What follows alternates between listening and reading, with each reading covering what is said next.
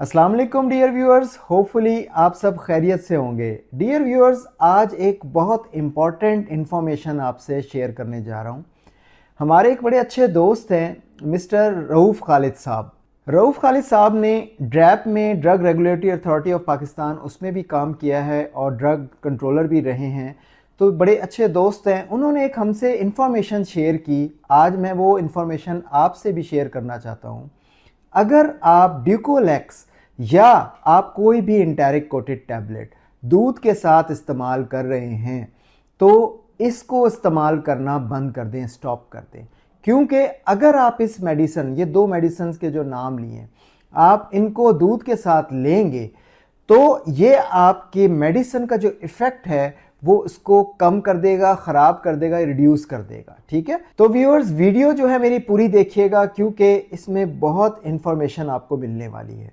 Dear viewers, अगर आपको constipation है और आप फील कर रहे हैं कि आपने कोई ना कोई मेडिसिन ज़रूर लेनी है क्योंकि आप कॉन्स्टिपेशन से रिलीफ चाहते हैं, आपने बिसेकोडिल या आपने डेल्कोलेक्स जो है मेडिसिन इस्तेमाल की अपने कॉन्स्टिपेशन को रिमूव करने के लिए और उसको आपने इस्तेमाल किया दूध के साथ, और जहन में आपके यही ख्याल रहा कि अगर इन मेडिसिन्स को आप दूध के साथ इस्तेमाल करेंगे तो आपको ज़्यादा फ़ायदेमंद साबित होंगी और आपके मैदे को भी सॉफ्ट रखेंगी। तो ये ख्यालात जो आते हैं ये दुरुस्त नहीं है। ठीक है, तो मैं आपको बताऊंगा कि आपने इसका इस्तेमाल कैसे करना है। देखें, जब भी आप इस एंटेरिक कोटेड टैबलेट को, जो कि मैंने ऊपर नाम बताया है कि आपने बिसेकोडिल या आपने डेल्कोलेक्स ली है अपने कॉन्स्टिपेशन को रिमूव करने के लिए दूध के साथ, तो क्या प्रॉब्लम होगा? क्योंकि ये एंटेरिक कोटेड टैबलेट्स हैं। First of all, enteric coated tablets होती क्या है? एंटेरिक कोटेड टैबलेट्स वो टैबलेट्स होती हैं जिसके ऊपर स्पेशल लेयरिंग की जाती है, जो कि आपके मैदे की तेजाबियत के अंदर बर्स्ट नहीं होती या मैदे के अंदर बर्स्ट नहीं होती, वहाँ ड्रग रिलीज नहीं करती। इसने अपनी दवाई को रिलीज करना है हाई पीएच के ऊपर, आपकी इंटेस्टाइन में, आपकी आंतों में। ठीक है, तो अगर आप ऐसी अद्वियात जो कि एंटेरिक कोटेड हैं उनको आप मिल्क या कोई एंटासिड सिरप के साथ इस्तेमाल करते हैं तो आप क्या करते हैं कि उसकी अल्कलाइन नेचर जो है मैदे के अंदर इंक्रीज कर रहे होते हैं। ठीक है, अल्कलाइन नेचर जो है वो इंक्रीज हो जाती है, यानी कि उसकी पीएच जो है वो ज़्यादा हो जाती है।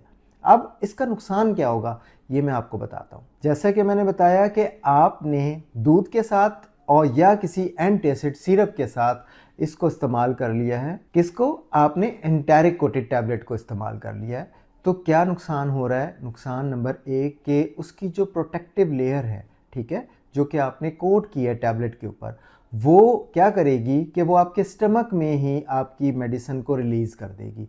क्योंकि ऑलरेडी आपके स्टमक का एनवायरनमेंट क्या होता है, वो तेजाबियत उसकी ख़त्म हो जाती है, कम हो जाती है। ठीक है, और वो अपनी मेडिसिन जो है वो रिलीज़ कर देती है स्टमक के अंदर, मैदे के अंदर। ठीक है, तो पहला क्या होगा कि पहले आपकी जो ड्रग है वो रिलीज हो गई मैदे के अंदर, उसका मकसद ही खत्म हो गया क्योंकि उसने रिलीज होना था आंतों में जाके, वहां पे बेटर एब्जॉर्प्शन हो रही है और उसका फंक्शन भी है। एंटेरिक कोटेड बनाई भी इसलिए जाती है कि वो आंतों में जाके बर्स्ट हो। अब वो मेडिसिन जो आपकी इंटेस्टाइन में रिलीज होनी थी वो हो गई स्टमक में रिलीज, तो आपको इफेक्ट्स क्या आना शुरू होंगे? आपको स्टमक की इरिटेशन शुरू हो जाएगी, क्रैम्प्स आना शुरू हो जाएंगे और जो उसका इफेक्ट है ना ड्रग का, वो कम हो जाएगा। बहुत सिंपल अल्फाज में कि जो टैबलेट डिज़ाइन ही इसी पर्पज़ के लिए की गई है कि उसने आंतों में जाके दवाई को रिलीज़ करना है, आपने क्या काम किया है? दूध और एंटासिड सिरप को इस्तेमाल करके उस दवाई को अपने मैदे में रिलीज़ करवा लिया है। ठीक है, तो साइड इफ़ेक्ट्स आना शुरू हो जाएंगे। ठीक है, तो आपने एहतियात करनी है कि इस तरह की कोई भी मेडिसिन जो कि एंटेरिक कोटेड हैं उनको आपने दूध या एंटासिड के साथ इस्तेमाल नहीं करना है। तो व्यूअर्स, फाइनली आपके माइंड में क्या कॉन्सेप्ट क्लियर हुआ कि आपने मेडिसिन का इस्तेमाल ऐसे ही नहीं करना है, उसके लिए आपको गाइडेंस चाहिए। और प्रॉपर गाइडेंस कौन दे सकता है? हेल्थ केयर प्रोवाइडर ही दे सकता है, या डॉक्टर या फार्मासिस्ट। ठीक है, तो आपने इस मेडिसिन को बहुत तरीके से इस्तेमाल करना है, चाहे मेडिसिन एंटेरिक कोटेड हो या किसी भी फॉर्म में हो, आपने उसका सही इस्तेमाल सीखना है। कि आप अगर कोई मेडिसिन ले रहे हैं तो उसका सही इस्तेमाल क्या है, किस टाइम पे खानी है, कैसे खानी है, किस तरीके के साथ खानी है, ठीक है, कौन सी चीज़ के साथ खानी है या नहीं खानी है, ये इसका आइडिया आपको पहले से होना चाहिए। अगर आप इस तरह की गलतियां करते रहेंगे कि मेडिसिन जो हैं वो अपने तौर पे लेते रहेंगे और इसी तरह की छोटी छोटी गलतियां करते रहेंगे तो मेडिसिन का जो इफ़ेक्ट है वो नहीं आएगा, ठीक है। तो जब भी आपने मेडिसिन लेनी है तो प्रॉपर गाइडेंस के साथ लेनी है। तो डियर व्यूअर्स, उम्मीद है आज की वीडियो जो है आपके लिए बहुत ही मुफीद साबित हुई होगी।